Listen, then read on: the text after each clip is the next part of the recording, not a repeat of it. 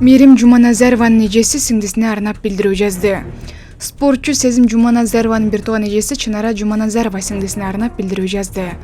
Ал Мээрим Кыргызстандын тарыхында Олимпиадада 2 жолу медаль уткан биринчи спортчу болгонун белгиледи. Бул бийиктикке жетүү оңой турган жок. Бул жолдо оор жана сүйүнүчтүү күндөр өтө көп болду. Мындай мыкты инсандын бир тууганы болуу мен үчүн абдан чоң сыймык. Алдынан чыккан түркүн сыноолорго моюн сунбастан, Алла Тааланын колдоосу менен баарын эрдик менен көтөрдү. Жан биргеңдин өкүтүн көрүү чыдагыс азап, бирок ошондой эле кайра белин бекем бууп, бийлигиликке жетип жатканына күбө болуу чексиз бак деп жазды ал. Чынара Мээрим Жуманазаровага жана анын үй бүлөсүн колдоп тургандардын баардыгына ыраазычылык билдирди. Кыргызстандын учук эмес экенин тастыктап жаткан чыгаан угуздарыбыз утуп алган медалдар менен баардык кыргызстандыктарды куттуктаймын деп кошумчалады ал. Маалымат булак бар келди. Париж Олимпиадасында спортчуларга кандай тамактар берилип жатат? Кыргызстандын улуттук олимпиада комитети Париждеги Олимпиада оюндарында спортчулар кандай тамактанып жатканын көрсөттү. Видео жана сүрөттөр Олимпиада айылынын ашканасында тартылган. Маалымат булак бар келди. Ходим в халяльный зал.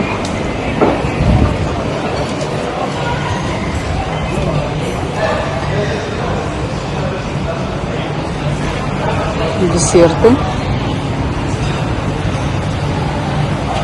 Тут йогурты.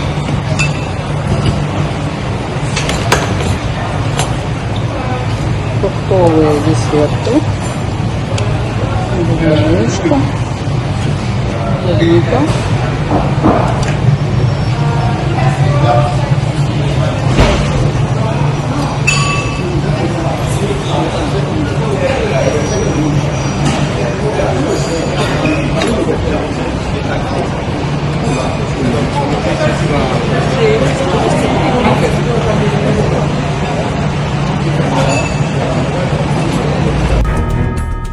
Орусиянын Красноярск аймагында жергиликтүү бийлик чет элдиктерге таксиде иштөөгө, ошондой эле атайын дүкөндөрдө тамеки жана спирттик ичимдиктерин сатууга тыюу салды. Мыйзам иш берүүчүлөрдүн даярдануусуна мүмкүнчүлүк берүү үчүн 2025. Урматтуу Москва шаарындагы мекендештер, эгерде сиз Москвадан Казакстанга кирди чыкты кылууну көздөп жатсаңыз, сиздерге дасыккан тажрыйбалуу айдоочу Шабдан мырзаны сунуштайбыз. Заманбап комфорт унаалары сиздердин кызматыңыздарда. Жолго чыгаарда кара тизмеден текшеребиз, мөөнөт өткөн документтерге жардам беребиз. Эч кандай пересадкасыз өзүбүз алып кирип чыгабыз. Биздин дарек метро Волгоградский проспект, выход 1, байланыш номерибиз +7 901 904 93 93. 2025 жылдын 1-мартында күчүнө кирет. Бул тууралуу облус жетекчиси Михаил Катюков кабарлады. Ал мындай чектөөлөр башка тармактарда да болоорун четке каккан жок. Буга чейин Томск облусу Орусиянын мигранттардын иштөө чөйрөсүнө чектөө киргизген 14-аймак болуп калган. Такси, соодада, коомдук тамактануу, билим берүү, спорт, коопсуздук, мейманкана жана персоналды тандоо сыяктуу 20 тармакта иштөөгө тыюу салган. Ушундай эле чектөөлөр Новосибирск, Магадан облустарында жана Камчаткада да киргизилген. 2023 жылдын октябрында мамлекеттик думага чет өлкөлүк жарандарга мектептерде, фармацевтика тармагында, мамлекеттик медициналык мекемелерде, такси жана жүк ташууда бүт өлкө боюнча иштөөгө тыюу салуу сунуштаган мыйзам долбоору келип түшкөн. Маалымат булак Политклиника. Улуттук банктын резерви дээрлик 4 миллиард долларга өстү. Улуттук банктын алтын валюта эл аралык резервинин көлөмү июлдун аягына карата 3 миллиард 987 миллион 950 доллар деп бааланды. Bir айда 203 миллион 550 миң долларга өскөн. Азыркы көрсөткүчтү тарыхтагы рекордтук деп эсептесе болот. Буга чейинки эң көп 3 миллиард 784,4 миллион долларга чыгып, ушул жылдын май айынын соңунда катталган. Белгилей кетсек, өткөн айда Улуттук банк 2 жолу интервенция жасап, 2 жолу тең чет элдик валютаны жалпысынан 82,4 миллион долларга сатып алган. Маалымат булак Спутник Кыргызстан. Баткенде шантаж кылып акча талап кылган 20 жаштагы кыз кармалды. Раззаков шаарында шантаж кылуу менен опузалап акча талап кылып жүргөн аял кармалды. Бул туурасында бүгүн 10 августта Баткен облустук ички иштер башкармалыгынын басма-сөз кызматы билдирди. Маалымдалгандай 20 жаштагы аял киши Ак Суу айылынын тургуну 53 жаштагы тургунду коркутуп сүрөттөрүңдү интернетке чыгарып жиберем, аны бардык элдер көрөт. Үй бүлөң көрөт деп шантаж кылып жабырлануучудан 10 миң сом акча алган. 2 күн өткөндөн кийин дагы 15 миң сом акча алып жаткан жеринен милиция кармаган. Бул факты боюнча опуздалап талап кылуу беренеси менен сотко чейинки өндүрүш иши башталат. Кармалган жаран азыркы күндө убактылуу кармоочу жайга киргизилип тергөө иштери уланууда. Маалымат Булак, Супер KG. Жалал Абад шаарында тест татым жайы толугу менен өрттөнүп кетти. Өзгөчө Кырдаалдар министрлиги Жалал Абад шаарында Борбордук Байзаков көчөсүндө жайгашкан Сушистан тест татым жайы толук менен өрттөнүп кеткендигин билдирди.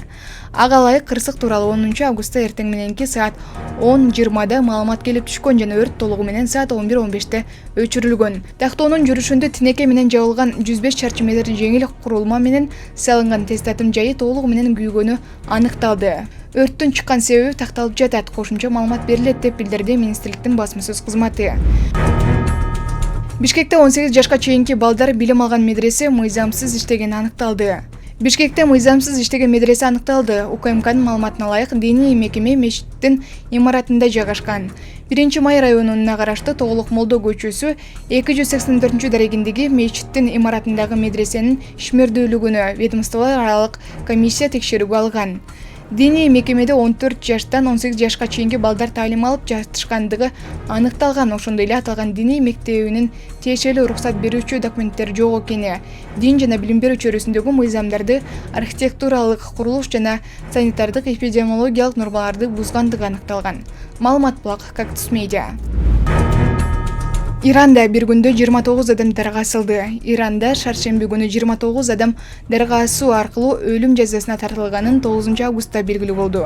Норвегиядагы Иран Human Rights уюмунун билдиришинче, алардын арасындагы 3 адам Тегерандан анча алыс эмес Караждагы шаардык түрмөдө калган. 26-сы бул шаардагы Газель Хасер абагында кармалып турган. BBC Бириккен Улуттар уюмуна таянып, быйыл жыл башынан бери Иранда бери дегенде 345 адам дарга асылганын, алардын ичинен 15 аял болгонун жазды.